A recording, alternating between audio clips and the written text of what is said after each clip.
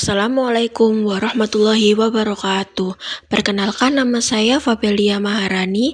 Izin menjelaskan tentang presentasi saya untuk memenuhi UAS Studi Kelayakan Bisnis. Berikut adalah presentasi saya. Selamat menonton. Soal pertama yaitu PT Abadi ingin membuka ide bisnis peternakan ayam di suatu wilayah yang rawan banjir. Di sana mereka melihat peluang besar akan permintaan ayam. Namun mereka berpikir untuk resiko operasional dan cara merawat ayam agar tidak terkena penyakit. Identifikasi resiko utama dari perusahaan ini. Resiko utamanya yaitu pertama, banjir, karena menyebabkan kematian ternak, kerusakan kandang, kontaminasi pakan, dan air minum. Kedua yaitu penyakit, dengan lingkungan lembab akibat banjir mengakibatkan menularnya penyakit pada unggas. Ketiga yaitu resiko operasional, kesulitan dalam manajemen sehari-hari termasuk pengadaan pakan dan pemeliharaan kandang dalam kondisi banjir. Keempat yaitu fluktuasi harga. Permintaan ayam yang tinggi di wilayah rawan bencana bisa mendorong harga jual yang tinggi. Namun, yang berisiko mengalami penurunan drastis saat pasokan melimpah. Untuk usulan strategi mitigasi resikonya sendiri yaitu pertama, infrastruktur yang tahan banjir, bangun kandang yang lebih tinggi dari permukaan tanah dan bangunan yang tahan terhadap air. Kedua yaitu membuat sistem drainase yang baik di sekitar area peternakan. Ketiga yaitu rancang kandang dengan ventilasi yang baik untuk mencegah kelembapan pada dalam kandang. Yang kedua yaitu rencana logistik alternatif. Membuat rencana logistik alternatif jika akses pertama tertutup, termasuk kerjasama dengan pemasok ataupun dengan pengiriman hewan. Yang ketiga yaitu penyedia jasa transportasi lokal, yaitu jalin kerjasama dengan pemasok dan pengecer untuk memastikan tetap berjalannya penjualan. Keempat yaitu pengembangan produk turunan. Untuk mengurangi resiko fluktuasi harga, pertimbangkan untuk membuat produk turunan seperti telur asin, telur mentah, maupun daging ayam. Soal kedua yaitu sebuah perusahaan mempertimbangkan investasi dalam proyek teknologi dengan biaya awal yaitu 502 juta. Proyeksi arus kas tahunan adalah 152 juta selama 5 tahun. Tingkat diskonto yang digunakan adalah 12%. Pertanyaannya yaitu A. Hitung nilai sekarang, bersih NPV yaitu Net Present Value, dan B. Jika IRR proyek adalah 14%, apakah proyek ini layak dijalankan dan apa alasannya? Pertama yaitu kita menghitung NPV-nya dengan rumus NPV yaitu arus kas dibagi dengan 1 ditambah dengan R itu yaitu tingkat diskontonya, lalu dipangkat dengan T itu tahunnya yang diminta, kemudian dikurangi dengan biaya awalnya. Dengan perhitungan yaitu CV dibagi 1 ditambah 0,12 lalu dipangkat dengan 1. Karena perusahaan meminta untuk 5 tahun, maka kita memangkatkan 5 kali. Pertama yaitu dipangkat 1 tahun yang tadi, lalu dipangkat dengan 2 tahun, lalu dipangkat dengan 3 tahun, lalu dipangkat dengan 4 tahun, lalu dipangkat dengan 5 tahun. Masing-masing perhitungan bertemu dengan 135,71 ditambah dengan 121,17 ditambah dengan 108,19 ditambah dengan 96,59 ditambah dengan 86,25 itu mendapatkan jawaban 547,91 lalu dikurangi dengan biaya awal yang tadi yaitu 502 menghasilkan NPV 45,91 juta. Nilai sekarang bersih dari proyek ini yaitu 45,91 juta. Dengan NPV positif begini, proyek ini dianggap menguntungkan dan layak untuk dijalankan. Lalu ditanyakan jika IRR proyek adalah 14%, apakah proyek ini layak dijalankan dan memberi alasan. Pertama, IRR-nya yaitu 14%, lalu tingkat diskontonya yaitu 12%. Alasan proyek ini layak dijalankan atau tidak, yaitu pertama, jika IRR lebih tinggi daripada tingkat diskontonya, maka proyek tersebut layak dijalankan karena diharapkan memberikan pengembalian yang lebih besar dari biaya modal. Karena IRR-nya yaitu 14%, lebih besar dari tingkat diskontonya 12%, maka proyek ini layak dijalankan. Kedua yaitu nilai sekarang bersih NPV positifnya yaitu 45,91 juta. NPV bersih positif menghasilkan nilai tambah bagi perusahaan. Soal ketiga yaitu sebuah usaha bakery membutuhkan investasi awal sebesar 102 juta, pendapatan per bulan diproyeksi sebesar 22 juta dengan biaya operasionalnya yaitu 14 juta. Untuk pertanyaannya yaitu berapakah waktu balik modalnya, payback period, lalu apakah usaha ini layak dijalankan jika waktu balik modal maksimal yang diharapkan yaitu 2 tahun.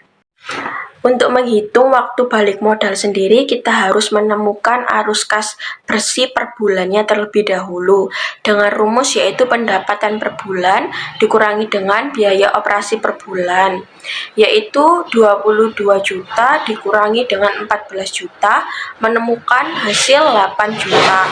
Lalu kita menghitung payback periodnya yaitu dengan rumus investasi awal dikurangi pendapatan bersih per bulan yang tadi dengan hasil 102 juta dibagi dengan 8 juta menemukan hasil 12,75 bulan. Lalu apakah usaha ini layak untuk dijalankan jika waktu balik modal maksimal 2 tahun? Tadi payback periodnya sekitar 1 tahun 2 bulan atau 12,75 bulan. Jika waktu modal maksimal 2 tahun, maka ini layak dijalankan karena waktunya lebih pendek dari yang diharapkan, sekitar 24 bulan yang diharapkan atau 2 tahun yang diharapkan tadi. Ini berarti bahwa investasi awal dapat dikembalikan dengan waktu yang lebih singkat daripada yang diharapkan, menunjukkan resiko investasi yang lebih rendah dan keuntungan yang lebih cepat. Sebuah bisnis catering memiliki biaya tetap 52 juta per bulan dan biaya variabelnya 25.000 per porsi.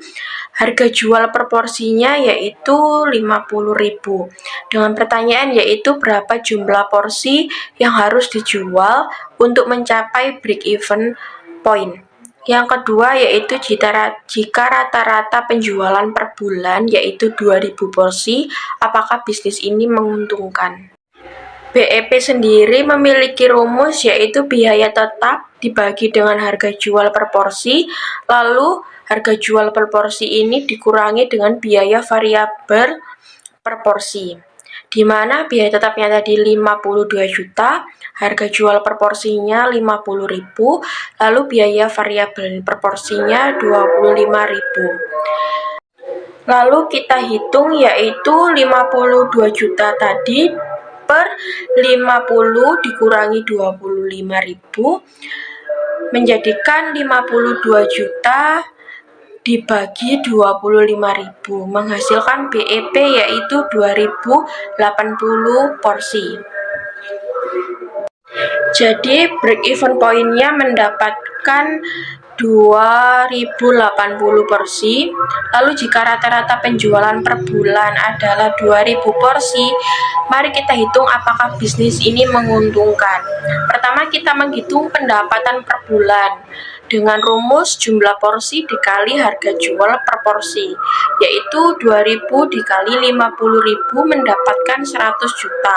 Lalu kita menghitung biaya totalnya dengan rumus biaya tetap ditambah dengan biaya variabel proporsi, lalu dikali dengan jumlah porsi dengan nilai 50 juta lalu ditambah dengan 25.000 kali 2.000 mendapatkan 50 juta ditambah 50 juta, yaitu hasilnya 102 juta. Lalu kita menghitung laba bersihnya. Laba bersihnya mendapatkan minus 2 juta dengan penjualan rata-rata 2.000 porsi per bulan. Bisnis ini mengalami kerugian besar yaitu 2 juta per bulan. Artinya bisnis ini tidak menguntungkan pada tingkat penjualan tersebut. Untuk menjadi menguntungkan, bisnis ini perlu menjual lebih dari 2.080 porsi per bulan. Soal kelima yaitu sebuah minuman herbal ingin membangun pabrik di luar kota. Mereka memiliki dua pilihan lokasi, yaitu lokasi pertama yaitu lokasi A, dekat dengan pemasok bahan baku tetapi jauh dari pasar utama. Kedua yaitu lokasi B, jauh dari pemasok bahan baku tetapi dekat dengan pasar utama. Faktor apa saja yang perlu dipertimbangkan dalam memilih lokasi ini? Lalu berikan rekomendasi berdasarkan kelebihan dan kekurangan masing-masing lokasi. Pertama yaitu memilih lokasi pabrik. Perusahaan harus mempertimbangkan faktor akses bahan baku. Lokasi A dekat dengan pemasok bahan baku mengurangi biaya transportasi bahan baku.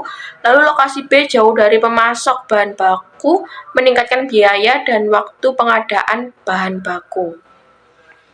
Kedua yaitu akses pasar. Lokasi A ini jauh dari pasar meningkatkan biaya distribusi produk. Kedua yaitu lokasi B, dekat dengan pasar utama, mengurangi biaya distribusi dan mempercepat pengiriman produk. Ketiga yaitu biaya transportasi. Lokasi A ini lebih efisien untuk pengadaan bahan baku, tapi distribusi produk lebih mahal. Kedua yaitu lokasi B lebih mahal untuk bahan baku, tapi distribusi produk lebih murah. Keempat yaitu kecepatan pengiriman. Lokasi A lebih cepat dalam memproduksi, tapi pengiriman ke pasar lebih lambat. Lokasi B lebih cepat dalam pengiriman produk ke pasar. 5. Ketersediaan tenaga kerja. Lokasi A mungkin sulit mencari tenaga kerja.